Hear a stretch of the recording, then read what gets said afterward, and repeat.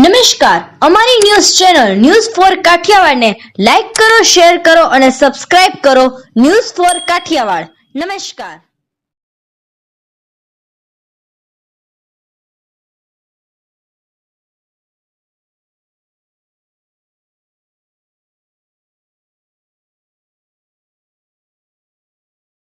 જૂનાગઢ જિલ્લાના માળિયા હાટીના તાલુકાના પાણીદ્રા ગામમાં પાણીની સમસ્યાથી મહિલાઓની મુશ્કેલીમાં વધારો થયેલ છે. ભર ઉનાળે પીવાના પાણીની સમસ્યાથી મહિલાઓ ત્રાહિમામ પોકારી ઉઠેલ છે. આ દ્રશ્યો છે પાણીદ્રા ગામના. છેલ્લા 1 વર્ષથી વધુ સમયથી પીવાના પાણીની સમસ્યાથી ગ્રામજનો પરેશાન છે. મહિલાઓને પીવાના પાણી ભરવા માટે દૂર દૂર સુધી જવાની ફરજ પડી રહેલ છે. જાહેર બોર અને હેન્ડપંપ ડંકીના સહારે પીવાના પાણીની જરૂરિયાત પૂરી કરી રહ્યા છે. બીજી તરફ ગામના સરપંચ દ્વારા જણાવવામાં આવેલ હતું કે આ બાબતે છેલ્લા ઘણા સમયથી અનેક વખત રજૂઆત કરાય છે. જવાબદાર તંત્ર સમક્ષ રજૂઆત કરાય છે, પરંતુ હજુ સુધી કોઈ સમસ્યાનો સમાધાન આવેલ નથી. સરપંચ દ્વારા માંગ કરાઈ હતી કે આગામી સમયમાં વહેલી તકે પીવાનું પાણી મળી રહે તેવી કોઈ વ્યવસ્થા કરાય.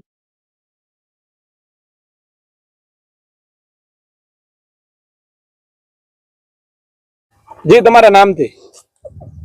મારું નામ પ્રભાબેન ગોહેલ. 5-7 ગામ મારું પાણીદ્રા. 5-7 વર્ષથી અમારે પાણીની તકલીફ છે. એમાં અત્યારે તો ઉનાળામાં બહુ ને બહુ તકલીફ છે. ખારું પાણી આવે છે, મોરું પાણી આવે છે, એ અમારે 2-3 કિલોમીટર સુધી જવું પડે હાલીને. તો કઈ રીતના અમે રસોઈ બનાવીએ, કઈ રીતના કપડા ધોઈએ, નાહીએ ધોઈએ? તો જલ છે જલ અમારે એવી માંગણી છે કે નર્મદા વાળા 8 દિવસની અંદર અમને પાણી આપે. કોઈ રોગ કે એવું કઈ? આ પાણીની અંદરથી અમને ચામડીનો રોગ થાય છે. મારા ઘરવાળા 2 વર્ષથી બીમાર છે આ પાણીથી. 2 વર્ષથી ને લઈને હું ધોડું છું. તો હવે નર્મદા વાળાને થોડીક ચિંતા હોવી જોઈએ કે આ લોકોને પાણી અમે મીઠું પહોંચાડીએ. મારું ગામ પાણીદ્રા, હરેશ મેરમણ ડાભી, સરપંચ પાણીદ્રા. પાણીની સમસ્યા બહુ ઝાઝા સમય 1.5 વર્ષથી ને છે. એક આગેવાનને આપણે ફોન કરેલો છે કે ભાઈ મારું પાણી માટેનું તમે શું કરો, બરોબર છે. પાણીનું હજી નિવારણ આવેલું નથી.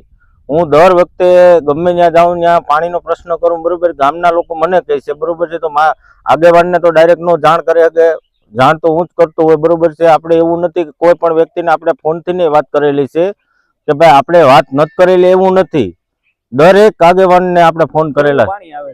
અત્યારે મારે પાણી આવે છે એ ખારું આવે ને ભોભરું આવે પાણી, બરોબર. પીવા લાયક એ નથી. અને એનાથી કોઈ આડઅસર કે એવું કઈ? આડઅસર અત્યારે મને પોતાને સાંભળી રોગ છે તો બધાને હોય જ.